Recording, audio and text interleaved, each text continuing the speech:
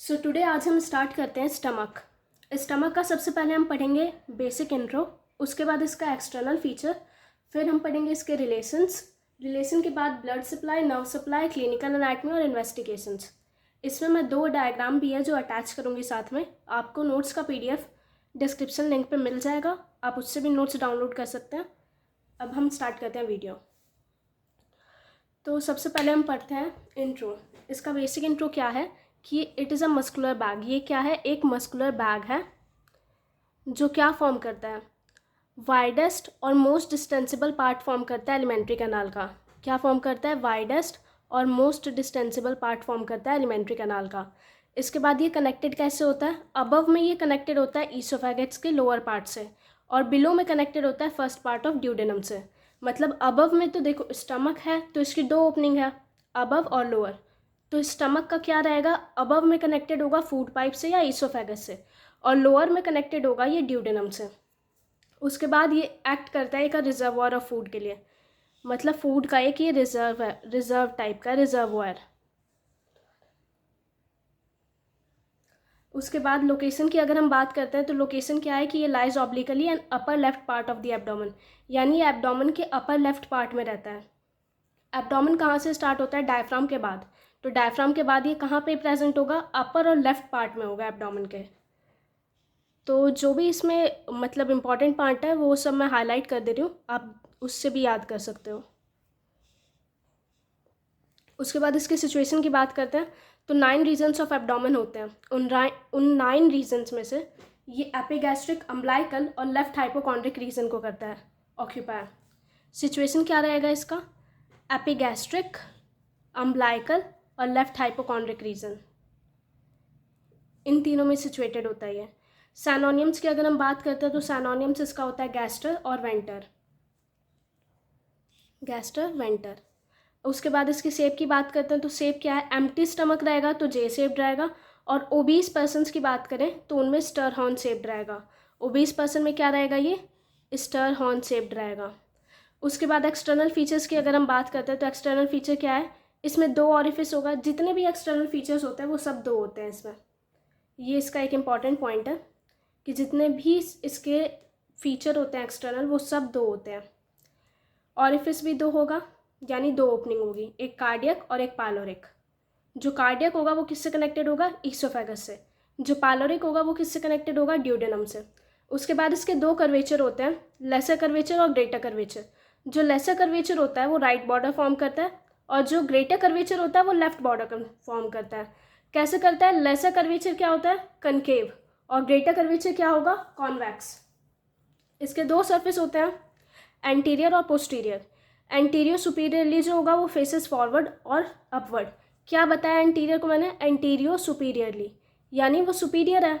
Anterior है, anterior यानी सामने वाला, और सुपीरियर है वो, तो सुपीरियर इसको ऐसे भी याद कर सकते हो, वो फॉरवर्ड में रहेगा और अपवर्ड में रहेगा।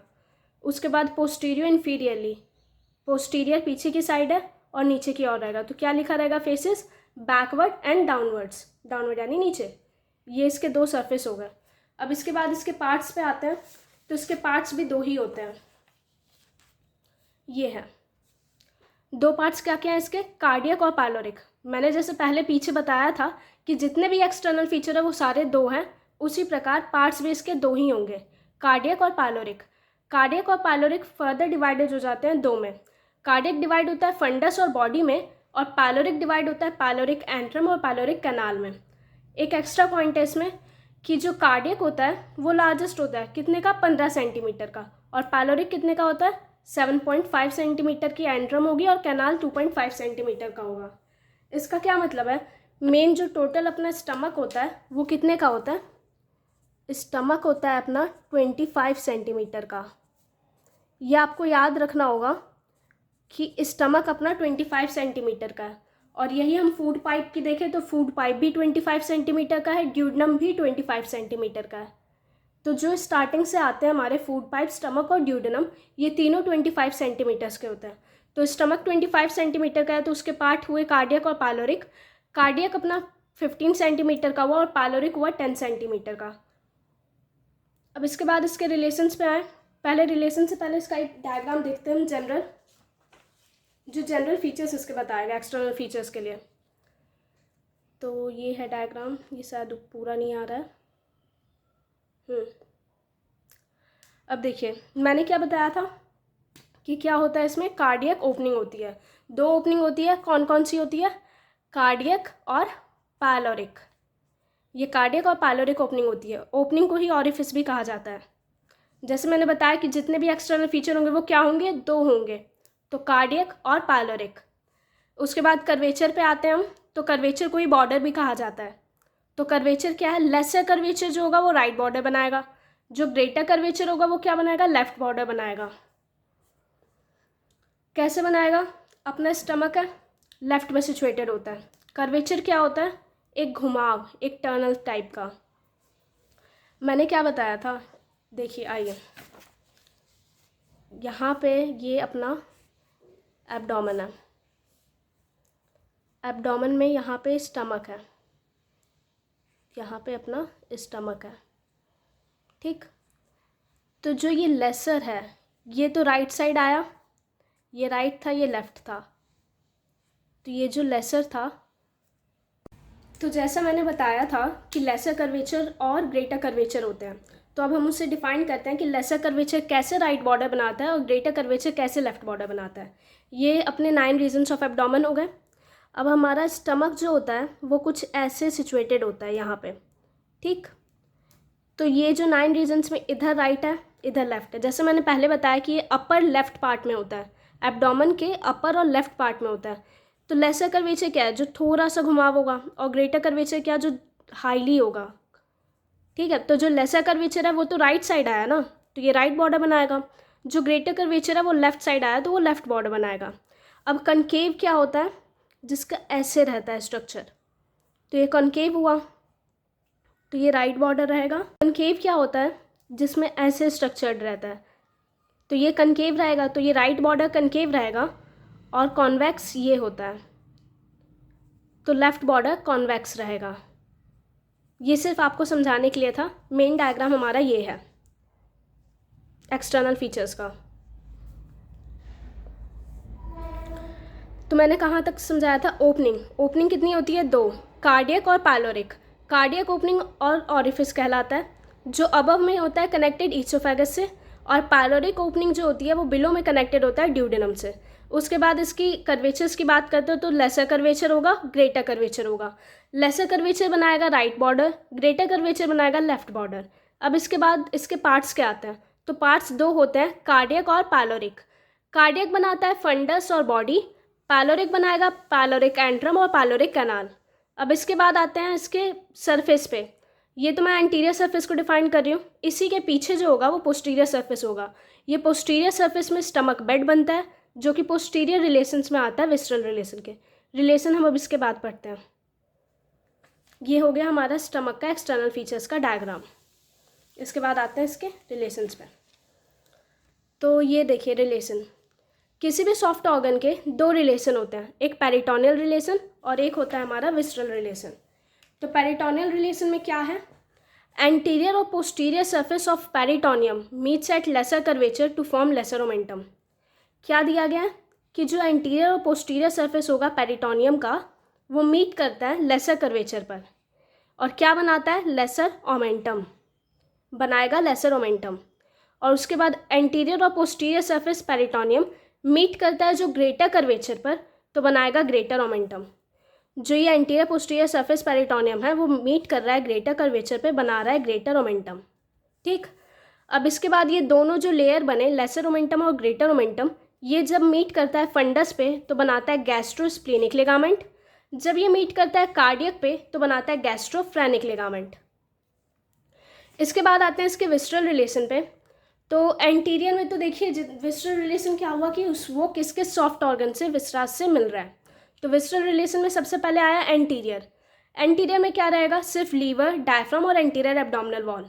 क्या रहेंगे, लीवर, डायफ्राम और एंटीरियर एब्डोमिनल वॉल। और स्टमक बेड क्या रहेगा, पोस्टीरियर रिलेशन है ये विस्ट्रल रिलेशन का। पोस्टीरियर जो स्टमक बेड, स्टमक का जो पोस्टीरियर पार्ट होगा उसका विस्ट्रल रिलेशन ये होगा स्टमक बेड। स्टमक बेड अकेले 5 मार्क्स में पूछ लिया जाता है कई बार, तो इसमें आपको याद रखना होगा कि कौन कौन से ऑर्गन कंप्राइज करते हैं स्टमक बेड को। तो स्टमक बेड में आएगा इट कंसिस्ट ऑफ 8 ऑर्गन, जिसमें स्प्लीन भी इंक्लूड किया जाता है कभी कभार। सबसे पहले लेफ्ट किडनी, फिर लेफ्ट सुप्रारीनल ग्लैंड, फिर स्प्लीनिक कॉलिक फ्लेक्चर। इसके बाद आता है डायफ्राम, इसके बाद आएगा diaphragm, pancreas, splenic artery, transverse mesocolon और स्प्लीन। स्प्लीन कभी कभार आता है, इसको एक एक्सेप्शन टाइप में भी आप वो कर सकते हैं याद, ये कभी कभार इंक्लूडेड होता है स्प्लीन। ब्लड सप्लाई इसकी बहुत ईजी है, 2 ही आर्टरी से होती है, मेनली 2 से होती है, बाकी तो ये ऐसे है। मेजरली कौन से होते हैं, गैस्ट्रिक आर्टरी और गैस्ट्रिक एपिप्लॉइक आर्टरी। ये दोनों फर्दर डिवाइड हो जाते हैं लेफ्ट और राइट में। और ये 5 to 7 शॉर्ट गैस्ट्रिक आर्टरी होती है जो भी ब्लड सप्लाई का काम करती है। वीनस ड्रेनेज की बात करें तो जितने भी सॉफ्ट ऑर्गन होते हैं डाइजेशन से रिलेटेड, उनमें ज़्यादातर में पोर्टल वीन आता है, तो ये तो कॉमन है, इसे लिखना ही लिखना है। फिर एक स्प्लीनिक वीन और superior mesenteric vein. Nerve supply की बात करते हैं तो सिंपैथेटिक क्या होता है, जो वर्टिब्रे लेवल से होता है। जो ब्लड सप्लाई वर्टिब्रे लेवल से होती है वो सिंपैथेटिक होती है। इसमें क्या है, T6 to T7 vertebrae level होगा। और पैरासिम्पैथेटिक, जितने भी पैरासिम्पैथेटिक के नर्व सप्लाई हैं डाइजेशन से रिलेटेड, उसमें वेगस आता है।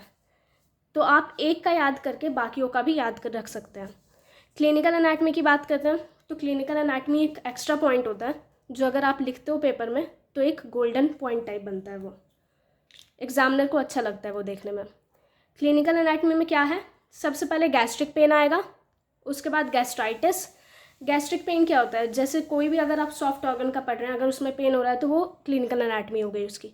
गैस्ट्राइटिस क्या होता है, गैस्ट्राइटिस होता है जो inflammation of the gastric wall, जो गैस्ट्रिक की वॉल होती है, हमारे गैस्ट्रिक की स्टमक की वॉल होती है, वो इन्फ्लेमेटेड हो जाती है, तो उसमें गैस्ट्राइटिस होता है। बाकी अल्सर होते हैं, गैस्ट्रिक कार्सिनोमा कोई और नया वर्ड नहीं है, ये गैस्ट्रिक कैंसर को ही कहा जाता है। पेप्टिक अल्सर है, तो पेप्टिक अल्सर क्या है, ज़्यादातर कॉमन कहाँ पे होता है, फर्स्ट पार्ट ऑफ ड्यूडेनम पे और लोअर पार्ट ऑफ ईसोफेगस पे, और पायलोरिक ऑब्स्ट्रक्शन है। ये तो हो गया आपका क्लिनिकल एनाटमी। अब एक इन्वेस्टिगेशंस होता है जो आप पढ़ सकते हैं। इन्वेस्टिगेशन में क्या है, सबसे पहले फ्रैक्शनल टेस्ट मील। फ्रैक्शनल टेस्ट मील क्या होता है, ये एस्टिमेट करता है एसिडिटी को। क्या एस्टिमेट करता है ये, एसिडिटी। उसके बाद आता है रेडियोग्राफिक एग्जामिनेशन, ये किससे होती है, बेरियम मील एक्सरे से। और उसके बाद आता है एंडोस्कोपी, जो कि गैस्ट्रोस्कोप से होता है। ये सब क्या फाइंड आउट करने के लिए होगा, जो हमारी क्लिनिकल एनाटमी हमने पीछे पढ़ी, जैसे गैस्ट्रिक कार्सिनोमा, गैस्ट्राइटिस, ये सब फाइंड आउट करने के लिए होता है। अल्सर है, अगर वो हमें फाइंड आउट करना है तो बेरियम मील एक्सरे से हम कर सकते हैं। एंडोस्कोपी से ulcer, peptic ulcer, gastric carcinoma, gastritis, ये सब हम फाइंड आउट कर सकते हैं। ये तो बात हो गई इन्वेस्टिगेशंस की। अब इसके बाद एक डायग्राम पे आता है, जो मैंने रिलेशंस का आपको बताया था। स्टमक में मेनली 2 डायग्राम बनाया जाता है, एक एक्सटर्नल फीचर पर और एक रिलेशन पे। तो एक्सटर्नल फीचर का तो डायग्राम मैं आपको बता चुकी हूँ। अब आते हैं इसके रिलेशंस पे। रिलेशंस में देखिए, पेरिटोनियल रिलेशंस का कोई डायग्राम नहीं होता, विस्ट्रल रिलेशन का डायग्राम होता है। तो विस्ट्रल में भी एंटीरियर में तो सिर्फ 3 ऑर्गन्स होते हैं सिचुएटेड, जिसको लीवर, डायफ्राम और एंटीरियर एब्डोमिनल वॉल होते हैं, ये 3 होते हैं। अब हम आते हैं विस्ट्रल रिलेशन में पोस्टीरियर पार्ट में। तो जैसा कि मैंने आपको पहले बताया था, स्टमक बेड बनता है पोस्टीरियर पार्ट में। अब उसी का डायग्राम हम देखेंगे कि क्या कौन कौन से ऑर्गन है, कैसे स्टमक बेड बन रहा है। तो ये है आपका स्टमक बेड। देखिए सबसे पहले क्या है इसमें दिया हुआ, डायफ्राम सिचुएटेड रहेगा, तो ये डायफ्राम का पार्ट हो गया।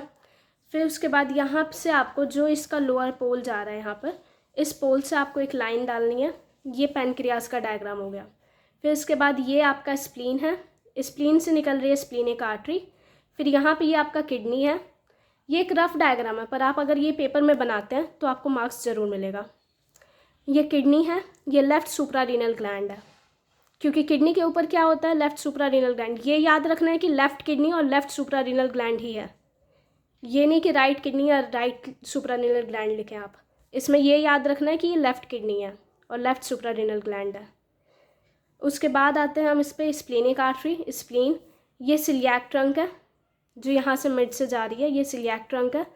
फिर ये ट्रांसवर्स कोलोन है, जो स्टमक है उसके नीचे के एरिया जो जा रहा है, ये कोलोन का जो इंटेस्टाइन का पार्ट होता है, ये ट्रांसवर्स कोलोन है। ये तो हो गया हमारा स्टमक बेड का डायग्राम। अब आपका ये पूरा स्टमक कंप्लीट होता है।